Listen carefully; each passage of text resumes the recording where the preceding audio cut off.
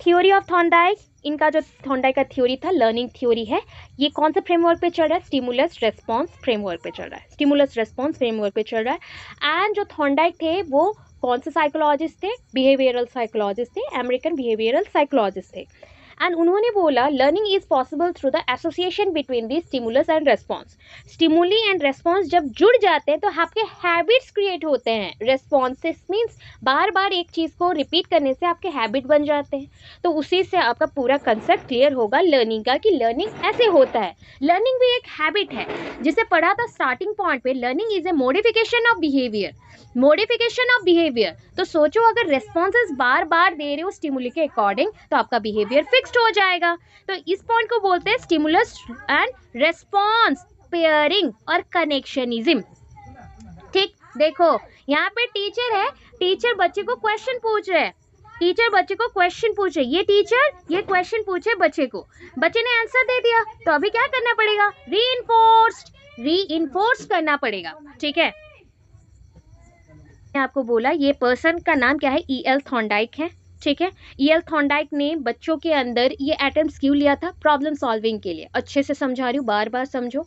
Problem solving के लिए क्या है? बच्चा जितना मैक्सिमम एक प्रॉब्लम को स्टिमुली मानेगा और उसके लिए सॉल्यूशंस देगा, जितने टाइम्स अटेम्प्ट लेगा, रिपीटेड अटेम्प्ट से वो सक्सीड होगा। एंड उसके जो भी रॉन्ग अटेम्प्ट्स हैं वो रॉन्ग रिस्पॉन्सेस और अटेम्प्ट्स डिलीट हो जाएंगे और डिस्कार्ड हो जाएंगे, और सोल्यूशन और आउटकम जो आएगा वो पॉजिटिव रिस्पॉन्स के साथ वो आगे जाएगा। इस पॉजिटिव रिस्पॉन्स के लिए उसको रीइंफोर्समेंट और रिवार्ड्स मिलेंगे। मैक्सिमम अटेम्प्ट से एरर्स कम होते हैं। ठीक है, और बिहेवियर फिक्स्ड होता है, जो हैबिट में बन जाता है या लर्न हो जाता है, प्रैक्टिस हो जाता है। सबसे इंपॉर्टेंट है, ड्राइव चाहिए या मोटिवेशन चाहिए या फिर गोल चाहिए हमें आगे बढ़ने के लिए। एक्सप्लोरेशन मतलब बार बार रैंडम ट्रायल्स देने के बाद हम एक्सप्लोर करते हैं कि ऐसे रैंडम जो भी हमने अटेम्प्ट्स दिए हैं उसी के अंदर एक अटेम्प्ट से ये हम कहाँ तक पहुँचेंगे? सक्सेसफुल रिजल्ट तक पहुँचेंगे। रिवार्ड्स क्या था?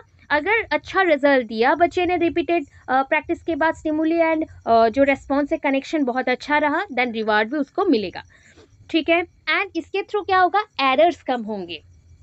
ये एक्सपेरिमेंट को और क्या बोला? पजल बॉक्स एक्सपेरिमेंट बोला। इस एक्सपेरिमेंट में बॉक्स के अंदर हमने हंग्री कैट को रखा और प्लेस किया बाहर एक फिश को डिस्क के ऊपर। ठीक है, at first the cat to escape from the box, cat क्या ट्राई किया ना, बॉक्स से कैसे निकल जाए निकल जाए निकल जाए। तो रैंडम वॉलंटरी मूवमेंट्स उसने ट्राई किया एंड सक्सेसफुल हो गया एक्सीडेंटली। एंड इवेंचुअली एक्सीडेंटली जब वो स्ट्रिंग को ओपन करता है बाय प्रेसिंग द पॉ ऑन लैच और स्ट्रिंग, तो गलती से जो ओपन हो गया उससे वो बाहर आया और फिश को खा लिया।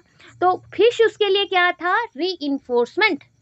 ठीक है, रीइंफोर्समेंट, तो उसके लिए रिवार्ड भी काम कर रहा है। ठीक है, सो अगेन जब बॉक्स में फिर से रखा गया तो कैट ने जल्दी से ओपन कर लिया और खाना खा लिया।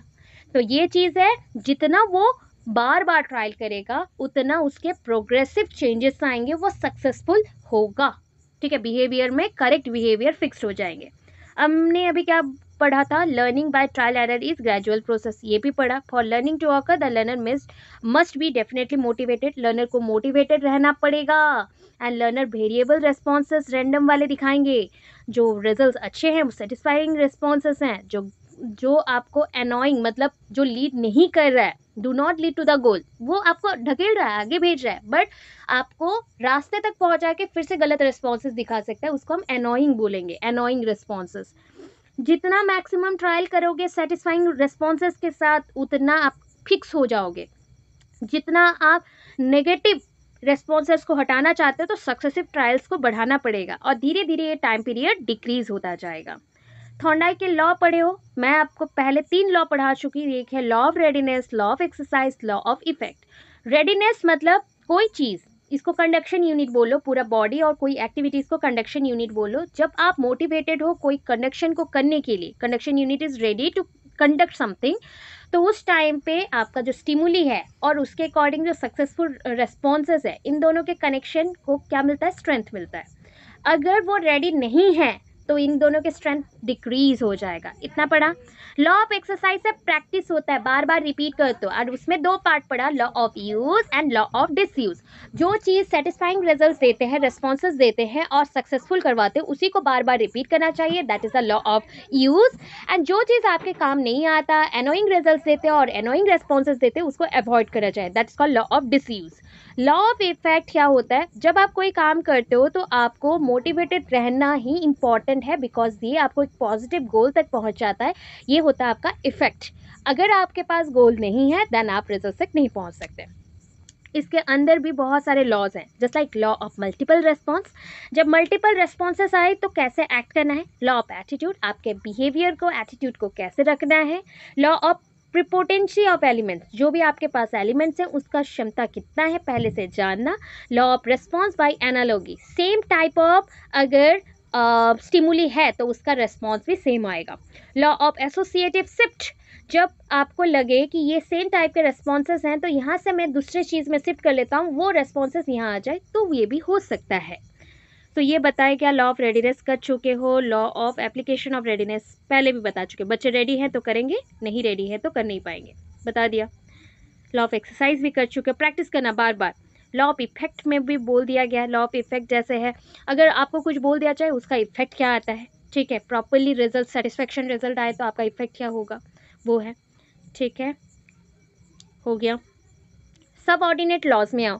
Law of multiple response, the law implies that confronted with a new learning situation, जब आप नए नए सिचुएशंस को फेस करते हो, so variety of ways, in a varieties of ways आप रिस्पॉन्स देना स्टार्ट करते हो before arriving at the correct response.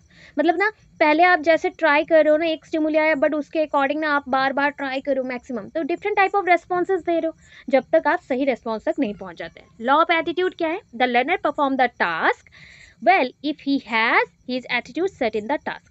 अगर मेरा एटीट्यूड फिक्स रहेगा उस टास्क की तरफ, मेरा गोल फिक्स है, तो मेरा अच्छा परफॉर्मेंस रहेगा। Law of prepotency of elements क्या है, द प्रीपोटेंसी ऑफ एलिमेंट्स बोलता है the learner uses his insight. देखो, कोई चीज़ को देखने का नजरिया, हम पहले से ही प्रेडिक्शन कर सकते हैं, ये सारे एलिमेंट्स मेरे पास हैं जो इस सिचुएशन में इंपॉर्टेंट है और इस एलिमेंट से मैं आगे बढ़ सकता हूँ, तो इसको प्रीपोटेंसी बोला गया है, बिकॉज उस एलिमेंट का एनर्जी तुमको पता है कि स्ट्रॉन्ग कितना बनाएगा आपको, या आपके रेस्पॉन्सेस कैसे बनेंगे। Law of responses by analogy, जब सेम सिचुएशन आए, ठीक है, the learner response to a new learning situation on the basis of response made by him in similar situation in the past.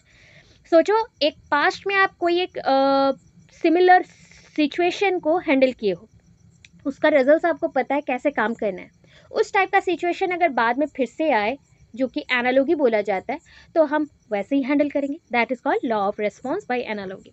Law of associating shifting क्या है, the law the responses और response of the learner shift with the situation. जैसे जैसे situations आते हैं ना, उस according हमारा रेस्पॉन्स भी चेंज होता है। जैसे कि एक और एक से ज़्यादा सेम टाइप के अगर स्टिमुली आ जाते हैं तो हम उसको एसोसिएटिव स्टिमुली बोल सकते हैं, और कनेक्टेड हो जाए तो एसोसिएटेड बोलते हैं। उस सिचुएशन के अकॉर्डिंग हमारा रेस्पॉन्स भी शिफ्ट होना स्टार्ट करेगा जैसा स्टिमुली आया। एजुकेशनल इम्प्लीकेशंस अभी पढ़ा था और भी एक्स्ट्रा दे रही हूँ। ये लर्निंग जो है पास्ट एक्सपीरियंस के बेस्ड है, एक बार कर करके प्रैक्टिस कर लिया तो उसी प्रैक्टिस के थ्रू आगे आप बढ़ सकते हो। Law of effect give importance to motivation and reinforcement. मैं नीचे से जा रही हूँ, सो आपको ये इंपॉर्टेंस बताता है कि मोटिवेशन क्यों इंपॉर्टेंस है, इसको इंपॉर्टेंस देना, और रीइंफोर्समेंट को इंपॉर्टेंस देना। Review of learning material in order to maintain learning connection in longer period. देखो, अगर आपको जो भी लर्निंग मटेरियल मिला उनके अंदर कनेक्शंस ना हो ना, तो आपका लर्निंग का मन ही नहीं रहेगा, एंड आपको लॉन्गर पीरियड तक कनेक्शन भी क्रिएट नहीं होगा।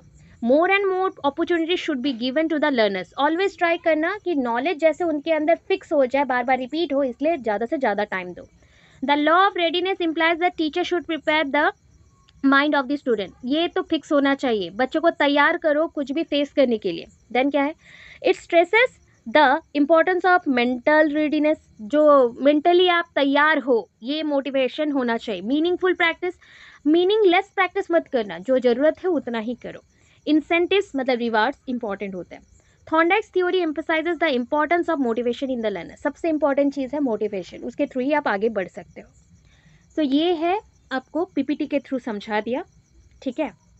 ये शॉर्टकट था, जिसको शॉर्टकट एग्जाम के टाइम के लिए पढ़ना है तो ऐसे पढ़ के जा सकते हो, अदरवाइज डिटेल्ड वाला वीडियो भी दे दूंगी, ठीक है, उसको पढ़ना। आई होप 2 टाइम्स रिपीट हो गया, बहुत इंपॉर्टेंट था इसलिए धीरे धीरे आराम से एक बार पढ़ाया फिर रिपीट कर दिया ताकि आप लोगों को हेल्प हो जाए।